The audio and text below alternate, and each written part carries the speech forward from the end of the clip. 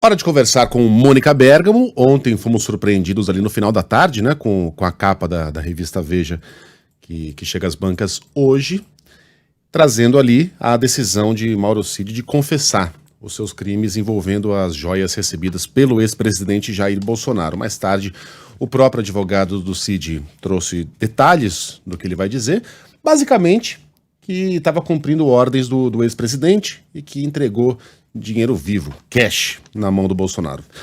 A defesa, a Mônica ouviu pessoas ligadas à defesa do ex-presidente e traz informações bem quentinhas. E aí, Mônica, o que muda com essa confissão do Mauro Cid? Bom dia para você. Olha só, Megali, eles me disseram que não muda nada, mas antes disso eu queria só pontuar aqui que a gente não teve tanta surpresa. O ouvinte da Band News FM e o leitor da Folha, que me leem, já sabiam que a família do Tenente Coronel estava bem chateada, se afastando do ex-presidente Jair Bolsonaro, né? A tensão subindo muito no grupo deles, porque o Bolsonaro estava solto, indo para a praia, indo para lá, indo para cá, e o Tenente Coronel estava preso há mais de 3 meses, está preso, né? Inclusive, a gente relatou aqui a decepção, né, do pai dele, o general Mauro Cid, com o fato do filho seguir preso durante tanto tempo. O general teve aquela ilusão, Megali, que quem já foi poderoso tem, de que ele entrou para a prisão, mas vai sair em poucas horas. E as poucas horas já são milhões de horas, aí, milhares de horas, teria que fazer a conta, e o tenente não sai da prisão, né? Então, quer dizer, na verdade foi uma surpresa, talvez, a rapidez com que o advogado, acabou de ser contratado e já deu uma entrevista falando que isso vai acontecer. Isso foi algo que não se esperava que fosse tão rápido, mas que o tenente-coronel estava rompido já com o Bolsonaro e ia seguir o caminho dele, já estava sinalizado aí. Agora, o que dizem os advogados do ex-presidente Jair Bolsonaro?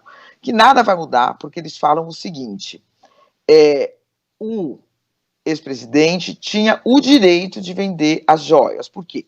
Porque as joias foram consideradas, quando ele as recebeu, um bem privado de direito público, ou seja, era dele, mas tinha interesse público, na verdade, bem privado de interesse público, e que a lei permite a venda. Eles se apegam a 2 leis, o Megali. Uma é uma lei da época do Collor, em que o Collor regulamentava como deveria ser tratado o acervo de presidência da República. Essa lei ela diz o seguinte, que os documentos constituem o acervo presidencial, são na sua origem de propriedade do presidente da República, inclusive para fins de herança, doação ou venda.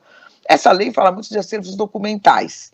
Daí você vem para um decreto, esse decreto já é da época do Fernando Henrique Cardoso, em que fala o que é um acervo documental. E aí fala que fotografia, filmografia, videografia, cartografia, objetos de arte e objetos tridimensionais. É aí que a defesa do Bolsonaro encaixa essas joias. São os objetos tridimensionais, faziam parte do acervo dele e eram acervo privado, foi considerado um acervo privado. Então essa é a defesa.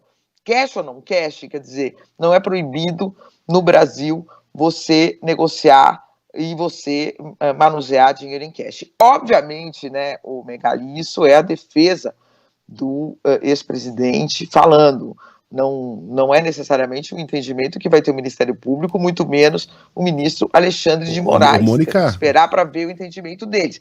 E era um dinheiro, só um segundinho para terminar, que só seria válido, né, e só seria regular se o ex-presidente declarasse no imposto de renda dele, esta joia foi vendida, essa joia virou $25 mil, esses $25 mil foram trazidos para mim aqui, eu paguei o imposto e está aqui declarado. Aí ele fica legalizado. Resta saber se o ex-presidente fez isso, né? E também, o Megali, um outro detalhe aqui é que a lei diz que nada pode ser vendido, não poderão ser, não poderão ser alienados para o exterior nada desses documentos, desses bens, sem manifestação expressa da União, que não houve também, né? Agora, os advogados argumentam que de fato não houve, mas isso não é um crime, isso seria só uma infração e etc, etc. Então eu estou falando aqui da defesa, né, que diz que nada muda com ou sem confissão do tenente-coronel Mauro Cid, mas obviamente a vida não está fácil, né, para o Bolsonaro, que já vinha muito chateado, muito baqueado, né, o Megali, porque são muitas frentes de investigação e muitas complicações, e essas complicações concentradas ali no Tenente Coronel Mauro Cid, algumas delas, mas outras não, né? Como é o caso do hacker. O que eu ia perguntar é exatamente isso, né, dos impostos. Esses bens jamais foram declarados. Se eles fossem considerados presentes personalíssimos, não são, tá? Não se encaixam na definição, mas eles teriam de ser declarados. E você paga imposto em cima desses...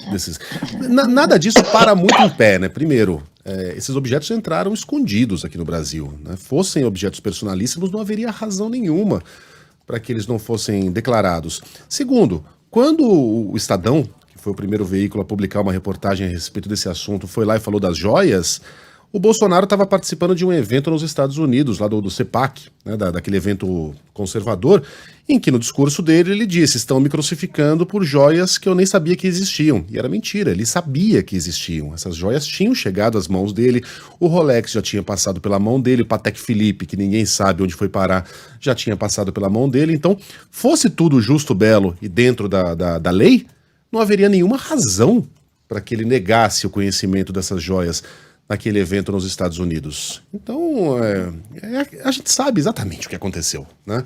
A polícia já divulgou elementos o suficiente para que essa história seja muito bem construída e de facílima compreensão por parte da população. Por isso que ela é tão devastadora, né? Todo mundo consegue entender exatamente você surrupiar um objeto que pertence ao Estado brasileiro e vender para embolsar a grana. É tudo muito simples.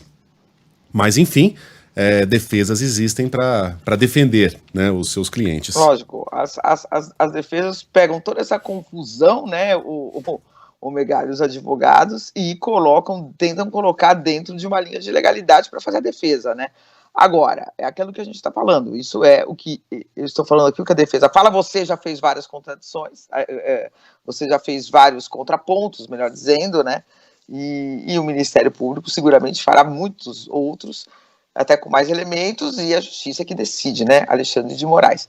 Agora, existia também ontem, Megali, as redes foram inundadas, né, por informações, entre aspas, informações de que haveria prisão do Bolsonaro, de que isso, de que aquilo, né, e até perguntei isso para algumas pessoas do entorno do ex-presidente, que dizem o seguinte, que eles acham muito difícil que o ministro Alexandre de Moraes mande prender o ex-presidente antes de um processo, de uma defesa, de uma condenação em primeira, de uma condenação em segunda instância, como foi quando o Lula foi preso, pelas características óbvias do personagem, que é um ex-presidente da República muito popular. Então eles acham que isso não acontecerá, né, apesar de estar sempre no radar e ter que se preparar para isso. Mas essa é a crença no momento, Megali. Mônica, beijão pra você, bom fim de semana, até segunda, havendo novo... Mantenha o celular carregado, tá bom? Um beijão, até. Aparecendo, né? Até. O Antônio mandou o seguinte, olha, é meio tedioso ser jornalista, né? Hacker de manhã, Cid na Veja à noite, a vida da Mônica deve estar bem fácil. Tá, tranquila. Tá assim, viu, Antônio? Tá assim. Tedioso? Mas o Cid, a gente já esperava, porque veja bem, eu não sei se eu cheguei a comentar aqui na rádio, você não precisa delatar para você comprometer o Bolsonaro. Acho que a gente chegou a conversar sobre isso. Basta contar, né, o que aconteceu. Obviamente que essas joias não eram do Cid, ele não roubou as joias para ele não pegou dinheiro para ele. Se ele contar, ele contou. Ele não precisa delatar, né, porque a delação é um processo muito mais complicado e até as pessoas não gostam, né, porque a pessoa que delata, ela não é mais uma pessoa, ela vira um delator, né? Uma coisa estranha, mas é isso, né? O delator o delator vira uma coisa que te acompanha para sempre. Se você presta um testemunho, fala, dá o seu depoimento e aí espera ver o que a justiça faz. Então essa foi a linha que eles vão aí seguir. Muito bem. Você não tá apontando o dedo, né? Você não é o dedo de seta do Bezerra da Silva. Você é o cara que tá contando ali o que aconteceu do seu ponto de vista. O que eu fiz foi isso. Por ordem de tal pessoa, entreguei o dinheiro para tal pessoa, vendi o relógio em tal lugar. Isso não é uma delação. Isso é você contar o que aconteceu do seu ponto de vista, bem diferente. Mônica, beijão agora sim, bom fim de semana. Se Deus quiser, até segunda. Até.